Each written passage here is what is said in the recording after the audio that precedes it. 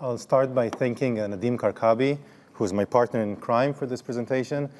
He's an anthropologist from the University of Haifa, and this presentation is based on a paper we wrote together, and it's going to be published very soon. I also want to acknowledge Natalie Ginsberg from MAPS and Antoine Saka, who kind of ignited this project together with me, helping gathering data, doing interviews, and kind of brainstorming together. Rick Dublin and Robin Carrot-Harris for guidance, and a special thanks for Robin Carrot-Harris for 8 years of supervision, of mentorship, of friendship. We will miss you very much in your California dreaming. So I'll start with a revelation, a vision of Ruqayya. Ruqayya is a Palestinian who lives in Israel. And this ceremony, she did an ayahuasca ceremony with her tribe, with a kind of her regular ayahuasca group. But in this ceremony, she was the only Palestinian. And it was in Yom Kippur, which is the holiest day for Jewish people. And in that ritual, she suddenly sees a strong vision of her daughter kind of falling into the abyss, the blackness, the void, kind of being lost from her. And then she drags her daughter. She has a vision, and she pulls her hand, and she tries to drag her daughter from the void. And then there's suddenly a strong, hey, Robin, a strong cut in the, she has a strong cut in the scene. And then she sees a strong revelation of cycles of war and trauma, of collective pain, of mothers who sacrifice their children for war, of blood that goes into the land. And it's a very loaded political vision that goes from history to an apocalyptic future.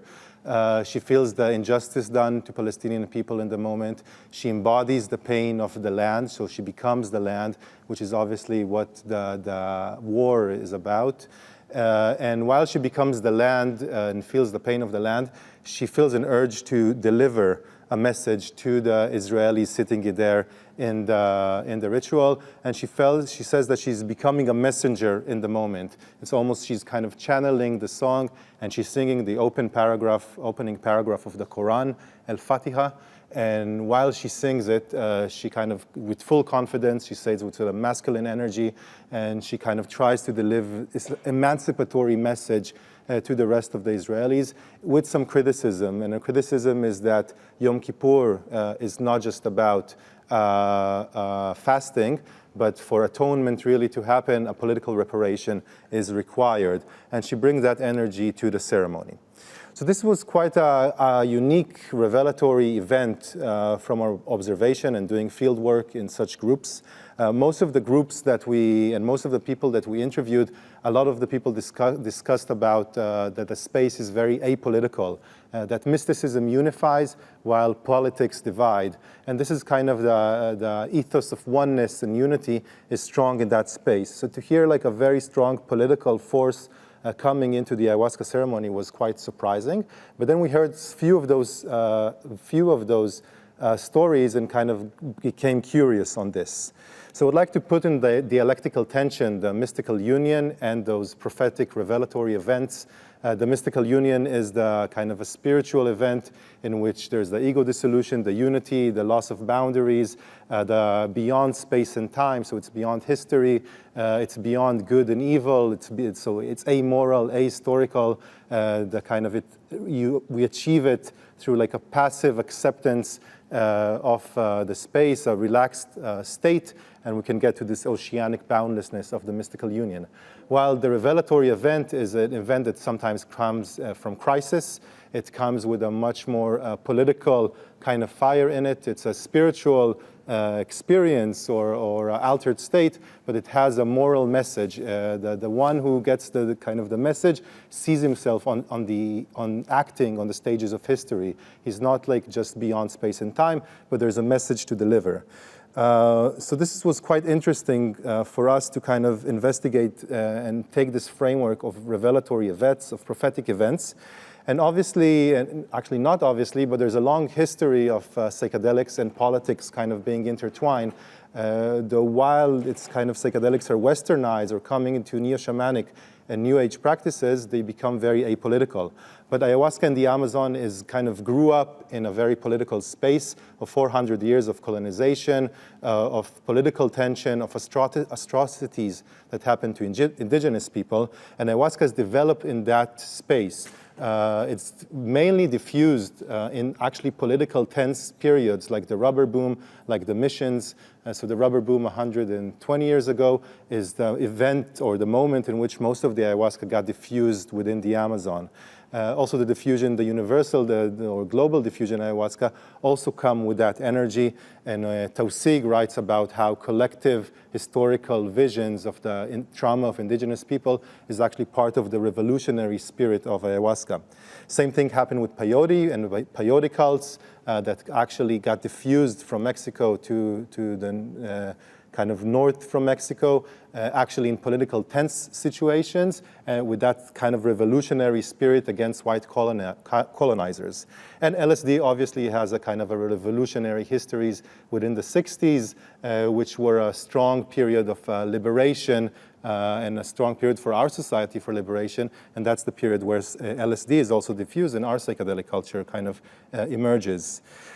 So I'd like to analyze those political events based on the theory of Alain Badiou called being an event, and it's a type of politicized philosophy, and he uses set theory, so he uses mathematical models to explain this, and the theory is about being and event. So being, he argues that we live in all of us live in a situation. Each situation has many parts, and in order to live in the situation, we structure it. We need to kind of group parts together, connect parts together, and this is how we are in the world, how we perceive the world. But while we do this, there are things that we always don't include in the structure. There are always things which are beyond the structure, in the void, as he says, the unconscious of the situation. So these are there, they're kind of marginalized, they're not part, we cannot really perceive them in our day-to-day, but there are moments in which their events occur. And when an event is occurring, suddenly the thing that's excluded, the event site, that thing that's in the void, is revealed for a moment. When it's revealed, what follows is truth procedures, he would say. Truth procedures happen in the realms of politics, science, art, and love. And what happens in a truth procedure is that the event, the thing that was outside, the thing that was revealed, tries to become part of the structure, but in order to do this, the whole structure needs to change. This is happening by subjects, those who are loyal to the event, those who develop fidelity to the event, and they materialize the truth procedure. So they try to change the structure in order to include the event in the structure. This happened in a kind of universal manner.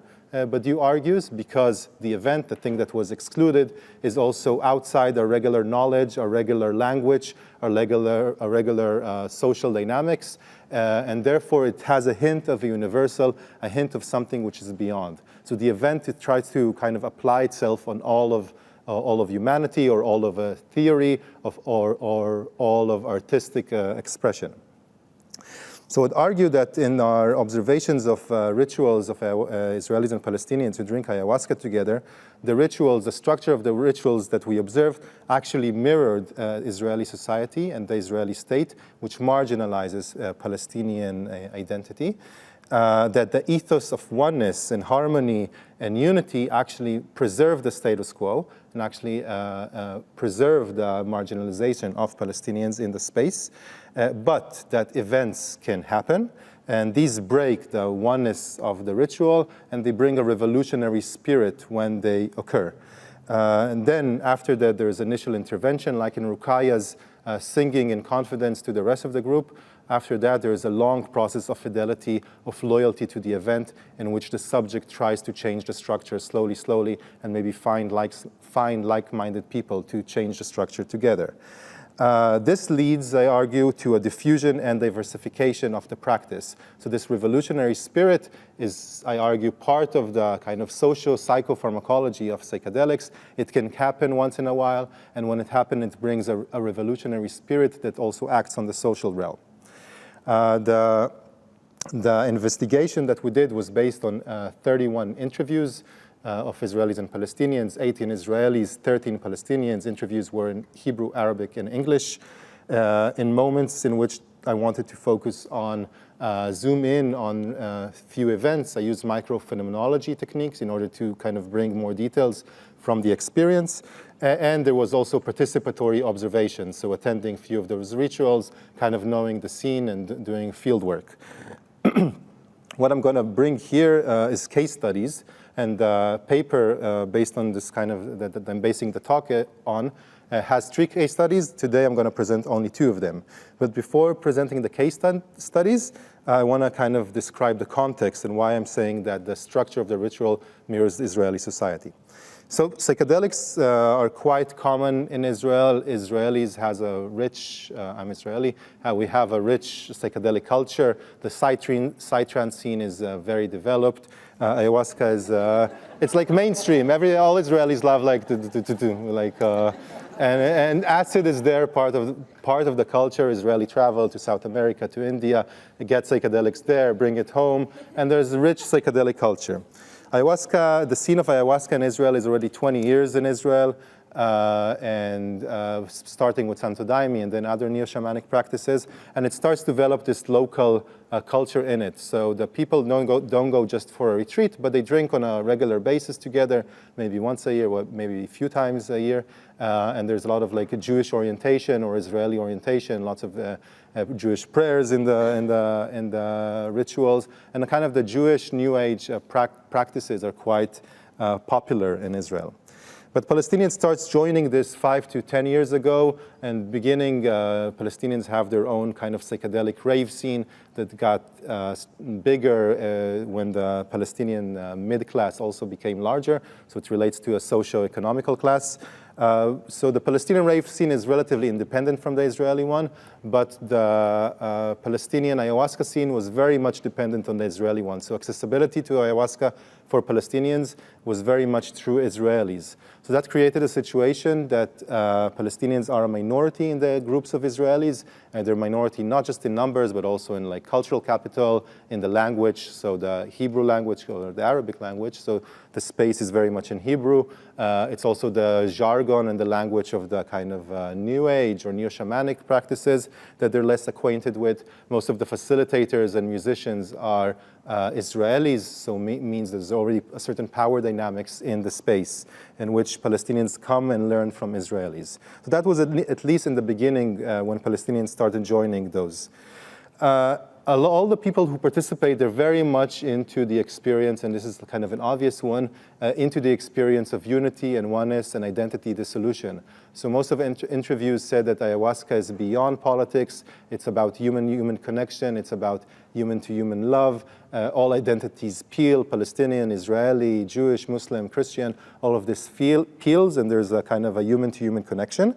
And that kind of makes sense, and this is big part of the practice, I guess the neo-shamanic ayahuasca practice globally.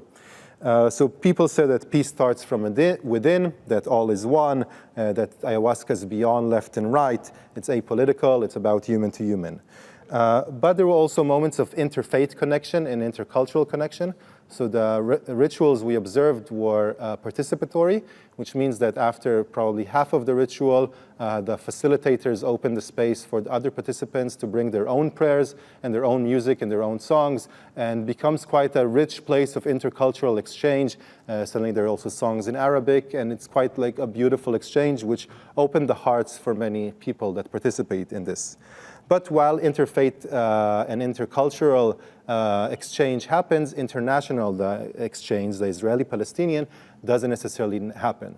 Because bringing the Palestinian identity into that space reminds that there's a reality of occupier-occupied, a reality of injustice, a reality of oppression, which breaks, it's the duality of the oppressor-oppressed that can break the oneness that tries to be achieved in the space. So actually, this mirrors larger society because Palestinians, those Palestinians who live in Israel, they can express their Islamic tradition or their cultural background as Arabs, but they cannot easily express their identity as Palestinians. That identity is denied from them by the state of Israel. They try to be kind of identified as Arab Israelis or Muslim, Christian, Druze, and so on, but not as Palestinians.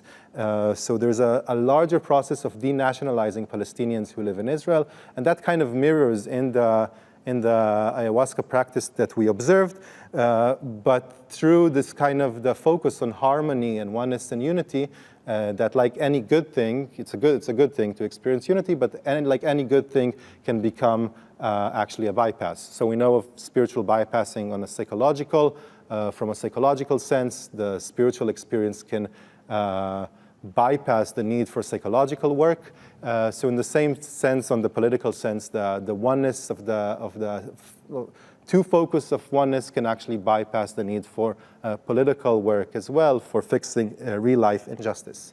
So in peace research, this is a common tension, and it's kind of repeated by many peace researchers, regardless of psychedelics. So there's a tension between harmony and liberation. And sometimes some peace researchers calls it the irony in harmony. So to try to create local groups in which equality, there's just a strong focus on harmony, and there's a strong focus of creating equality in this group, can actually bring a kind of passivity outside of it, a lack of political action, because there's an illusion of equality in the space, which prevents the work for changing real life inequality that happens outside the space. And this is a kind of a known tension, how harmony can prevent the work on liberation. So again, what I argue is that the oneness in the space stabilizes the status quo and prevents the kind of the need to change also larger reality. So this Palestinian identity that is denationalized in the space as well, in Badiou's term, is kind of on the edge of the void. It is there, but it's not there. Arab language is there, Islamic prayers are there, but the Palestinian identity as such is not really there in the space. But this is why it can actually rupture the oneness. This is the event site by Badiou. So the revelatory events that we observed had a certain trajectory. The trajectory starts from separating from the group, separating from the oneness, feeling alienated, maybe even a moment of crisis. And then there's a strong visionary revelatory event of the historical collective trauma of Palestinian people. That leads to agony and anger, or guilt in the case of if it's an Israeli who sees that.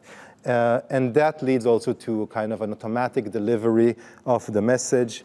But the message is not only about Palestinian people, it's a kind of a universal emancipatory message. So even if it comes from anger, it is a message that eventually what the subjects that we discussed it with, it's a message of love, it's a message of emancipation and of liberation, even when it's only about the injustice happened to Palestinians. And this leads to long-term fidelity to the event in which the subject tries to change reality kind of slowly, but the structure has its way, the Israeli structure has its way of fighting back and preventing from the event changing the structure. So the first case study is of Khalil. Khalil is a Palestinian who lives in Israel. He grew up in an Israeli educational system. He says that he was relatively brainwashed up to the event that we're going to describe now. And he also voted for right-wing Israeli governments through his life. And he drinks ayahuasca for quite a while, mainly for personal healing, for kind of healing personal trauma. And after a few sessions, he goes to a session which happens in a house in a religious town in Israel. There are 4 Palestinians in this session, but this session was unique. It was very, very Jewish. Usually the kind of the Jewish influence is less evident. This session was very, very Jewish. It was in Friday evening. It was the welcoming of the Shabbat, many Jewish prayers, everybody dressed in white, a very celebratory kind of good atmosphere. But the Palestinians that come, they didn't come dressed as white. They were asked to change their clothes, and they already feel quite outsiders in that space. The house in which it happened is a big, beautiful house, but it's obvious from the architecture of the house that it used to be Palestinian before 48, before the Nakba, the catastrophe of Palestinian people in which they were displaced from their homes. He kind of sits there in the ceremony and doesn't feel really connected to the group, so he goes to sit outside. And while he sits outside on the porch, he feels like he starts to lose his mind, that he'll never become sane again, that he's very alienated and separated, and he has a strong crisis. And in that moment, he raises his head to pray for God, But before he finished to raise his head to the sky, he sees on the porch in front of him, in a vision, two Palestinian people, old people, wear traditional clothes. This is a vision that he sees. They wear traditional clothes, they drink coffee, and they kind of tell him, and very kindly and softly, they tell him, Khalil, we know that you've been educated in the Israeli system. We know that you're okay with Israelis, and it's fine. This is your path. All is good. But just to let you know, that house that you are doing the ceremony in, we used to live in this house. We were displaced from this house at 48. And he feels suddenly the pain of those old Palestinian couple, and comes back to the ceremony angry at himself, first of all, for years of denial, and then bring that anger to the ceremony. And he says that he kind of brings strong confidence and sings in Arabic in the ceremony, disrupts the harmony, actually, of the ceremony. But the facilitator is quick, and the facilitator at the moment invites Khalil to sit next to him, and the facilitator starts to sing in Arabic as well, and kind of a traditional Lebanese song, a very celebratory song. So everybody starts dancing to Arabic music at the moment, and everybody hugs Khalil and show him their love, and it actually becomes a very beautiful moment of love and connection between the people at that ceremony. But what also happens when the facilitator kind of starts singing is the reversal of the anger that came out of Khalil. If the anger is related to the national injustice, kind of the national realm, so the Palestinian identity, the facilitator, when he sings in a celebratory Arabic music, he brings more the cultural identity, the cultural Arabic identity, but doesn't necessarily bring the kind of the Palestinian identity and the anger that might come with it.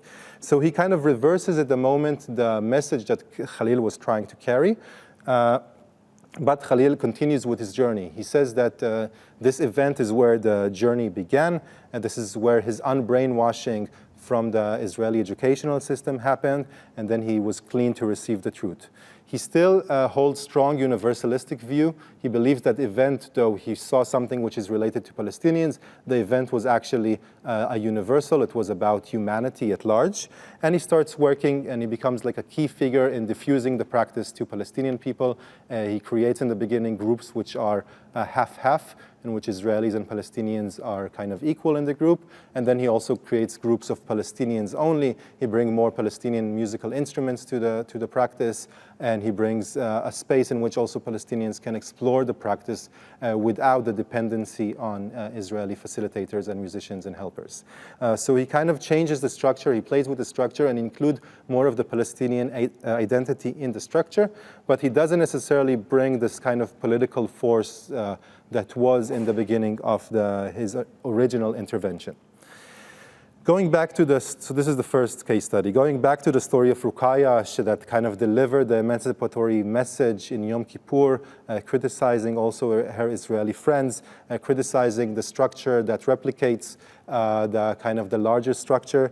And she says, so even though that she was criticizing, even she carried the Palestinian message, again, she holds a universalistic view.